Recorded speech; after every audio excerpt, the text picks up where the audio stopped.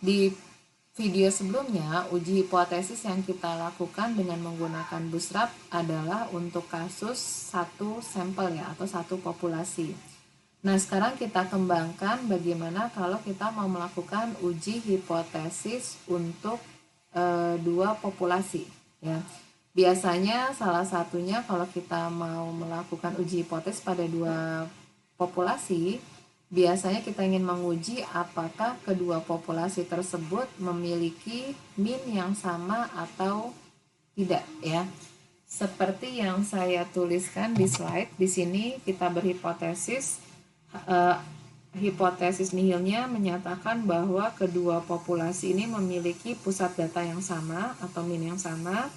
Sedangkan alternatifnya menyatakan bahwa kedua populasi ini adalah populasi yang berbeda karena mean populasinya itu berbeda antara populasi 1 dengan populasi 2 ya. Nah, bagaimana cara untuk membuktikan bahwa hipotesis ini benar atau tidak? Ya, apakah kita mendukung H0 atau kita menolak H0? Ya, tentu kita harus melakukan atau mengambil sampel data ya, karena nanti sampel data itu yang kita gunakan sebagai bukti apakah kita menolak H0 atau gagal tolak H0 ya. Nah, di sini yang kita lakukan kita langsung aplikasikan dengan bootstrap ya, dimana dengan menggunakan bootstrap kita bisa mendefinisikan sembarang statistik uji untuk menguji hipotesis yang diberikan di sini ya, tanpa perlu mengasumsikan distribusi tertentu ya. Sebagai contoh di sini saya berikan statistik ujinya untuk menguji hipotesis yang diberikan di sini. Kita bisa menggunakan selisih dari data sampel ya, data sampel yang kita amati. Kenapa bisa seperti ini? Ya karena kalau kita punya hipotesis di mana mu1 sama dengan mu2, ini bisa kita tulis ulang sebagai H0. Ini adalah mu1 dikurangi mu2 sama dengan 0. Atau di sini alternatifnya bisa kita tuliskan sebagai selisih di antara kedua mean itu tidak sama dengan 0 ya. Jadi di sini cara pertama kita bisa menggunakan statistik uji yang kita definisikan T, di mana kita lihat bagaimana selisih atau perbedaan dari mean sampel perbedaan dari kedua mean sampel ini, X1 bar dikurangi X2 bar. Atau kita juga bisa mengadopsi statistik uji seperti halnya ketika menghitung atau ketika kita melakukan uji hipotesis dengan uji T ya, tapi uji T-nya untuk uji T 2 sampel independen.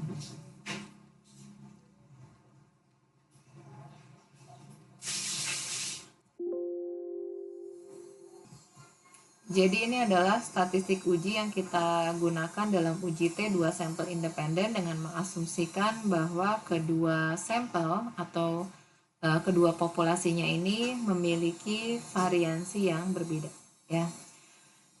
Nah, idenya kalau kita mau menghitung p-value, kita harus mengetahui bagaimana bentuk distribusi sampling dari statistik uji ya. Entah statistik uji yang ini ya, di mana hanya melihat perbedaan antara selisih dari mean kedua sampel, atau bisa juga menggunakan statistik uji seperti ini ya, di mana di sini statistik uji yang kita adopsi dari uji T 2 sampel independen ya. Nah, tentu distribusi samplingnya ini harus kita bangun di bawah hipotesis nihilnya benar ya, karena yang selalu kita uji itu adalah hipotesis nihil ya. Nah, di sini misalkan saya punya sampel data di mana sampel data ini, kedua sampel data saya bangkitkan dari perubahan acak eksponensial ya, masing-masing sebanyak 10 sampel data. Hanya saja untuk sampel data pertama ini berasal dari distribusi eksponensial dengan lajunya atau lambdanya 4. Sedangkan untuk X2 ini adalah eksponensial tetapi lambdanya sama dengan 2 ya. Jadi X1 ini berasal dari distribusi eksponensial dengan lambdanya sama dengan 4. Sedangkan X2 ini adalah eksponensial tetapi lambdanya kita ambil lebih kecil sama dengan 2 ya. Kemudian dari sampel data yang tadi dibangkitkan, saya hitung nilai minnya masing-masing untuk sampel pertama 0,159, sedangkan untuk min yang kedua di sini tidak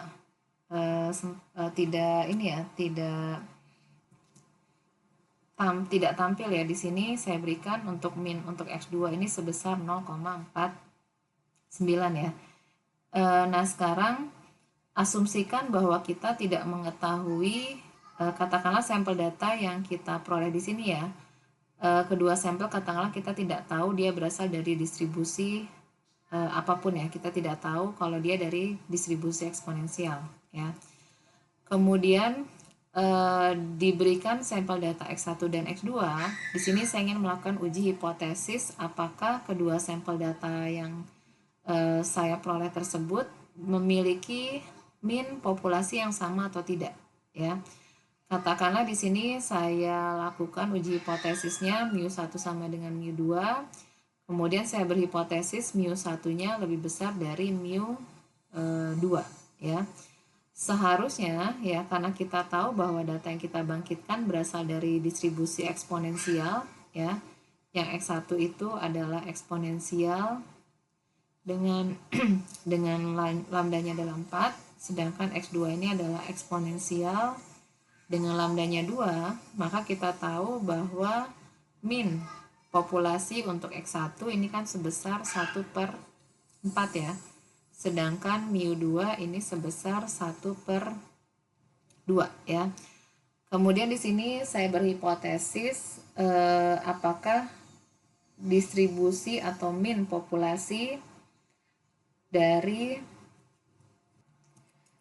kemudian yang ingin saya uji di sini apakah mu1 sama dengan mu2 di bawah 0 atau kemudian lawan alternatifnya adalah di sini terbalik ya. Yang mau saya uji apakah mu2 itu lebih besar dari mu1 ya. Karena berdasarkan apa yang saya bangkitkan, datanya kan jelas bahwa sampel yang kedua X2 ini berasal dari populasi dengan minnya jauh lebih besar ya dibandingkan untuk sampel data X1 ya. Jadi alternatifnya saya ingin menguji apakah populasi dari sampel data ya yang saya peroleh dari X2 itu lebih besar dari X1 ya. Nah, di sini kita coba pakai cara tradisional dengan menggunakan uji T ya. Kalau di R kita bisa menggunakan t-test. Kemudian argumen yang kita masukkan adalah sampel datanya X2 dan X1. Kemudian karena yang kita uji adalah uji satu sisi ya, maka kita harus spesifikasi alternatifnya di sini adalah greater ya. Kemudian diperoleh bahwa p-value-nya sama dengan 0,05 ya. 0,05 di sini kalau kita pakai alfanya 5%, artinya kita tidak memiliki bukti yang cukup kuat ya untuk menolak H0 karena p-value-nya ini lebih besar dari 5% ya. Berarti kita simpulkan apa? Karena H0-nya gagal kita tolak, berarti berdasarkan uji T ini kita simpulkan bahwa kedua sampel itu berasal dari populasi yang sama ya. Jelas ini bertolak belakang dari apa yang kita eksperimenkan ya. Karena kalau kita bangkitkan dari dua populasi yang berbeda, tentu yang saya harapkan adalah saya menolak H0.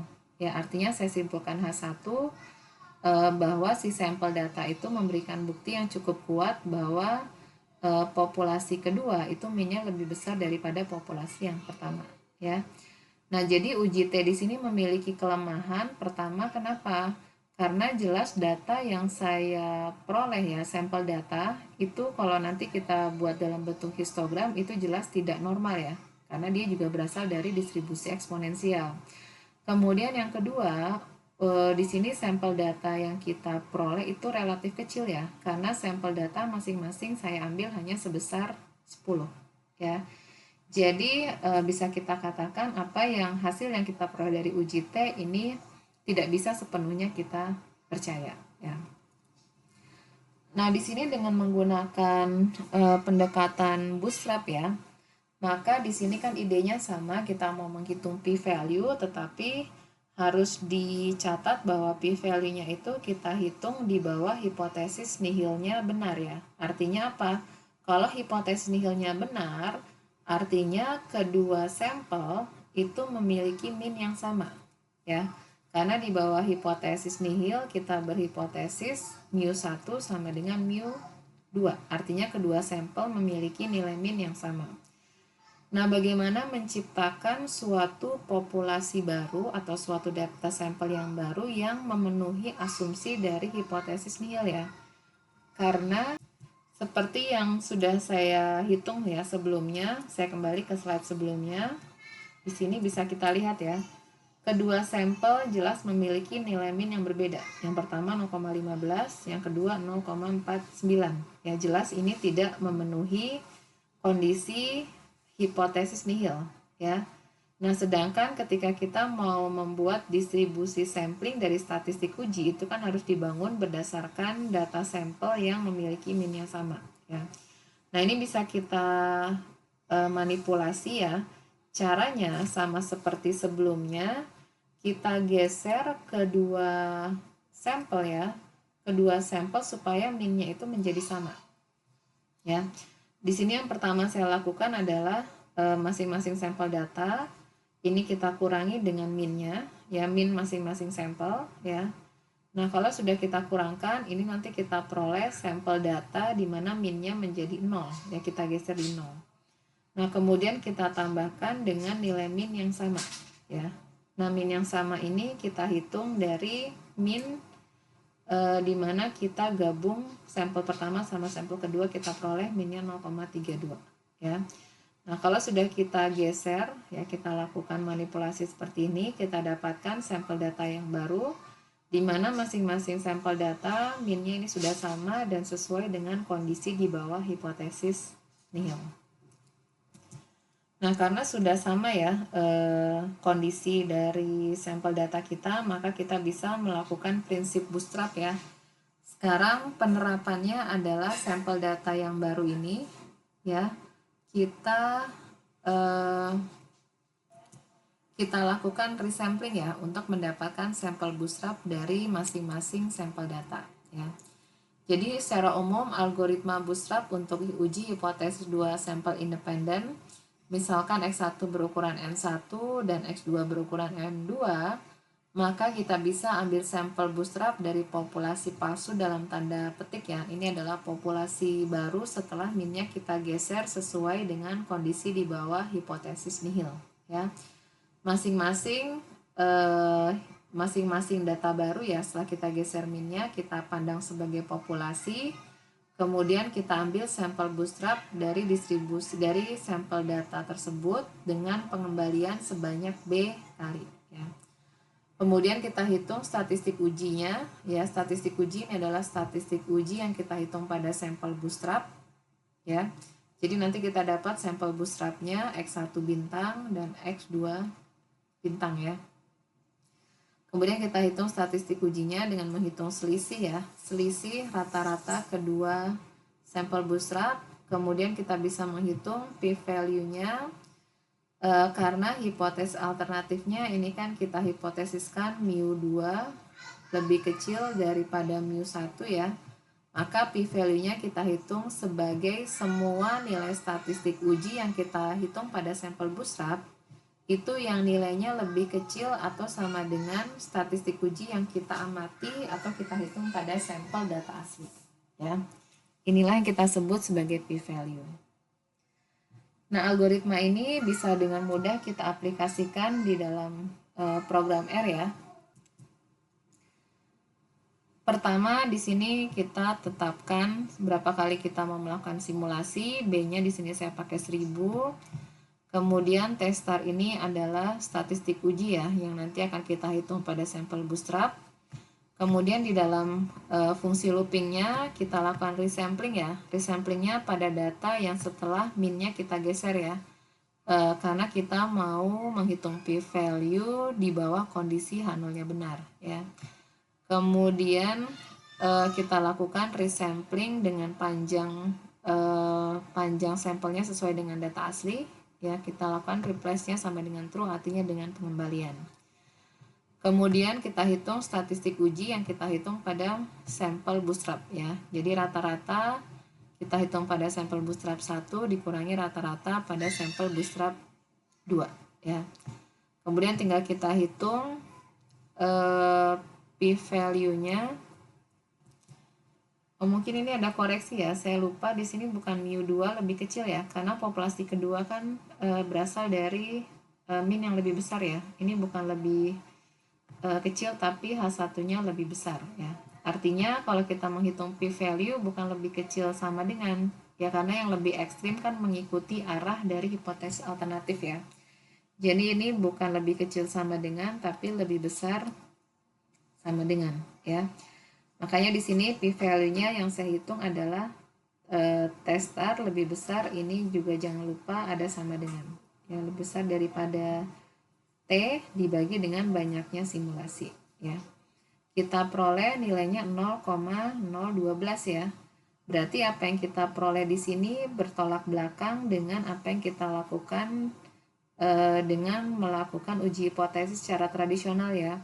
Tadi uji hipotesis tradisional kita simpulkan kita gagal tolak H0, tapi dengan pendekatan bootstrap kita peroleh bahwa di sini p-value-nya lebih kecil dari alfa, berarti kita memiliki bukti yang cukup kuat untuk menolak H0 ya. Artinya kita simpulkan bahwa sampel data kita itu mendukung hipotesis kita bahwa min populasi yang kedua itu lebih besar daripada min populasi yang pertama ya.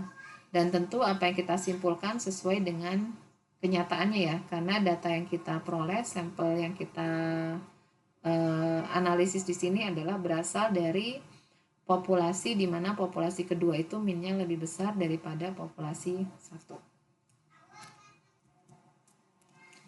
Kemudian di sini saya gambarkan juga ya, ilustrasikan ini adalah distribusi sampling dari statistik uji yang kita gunakan pada uji hipotesis ya.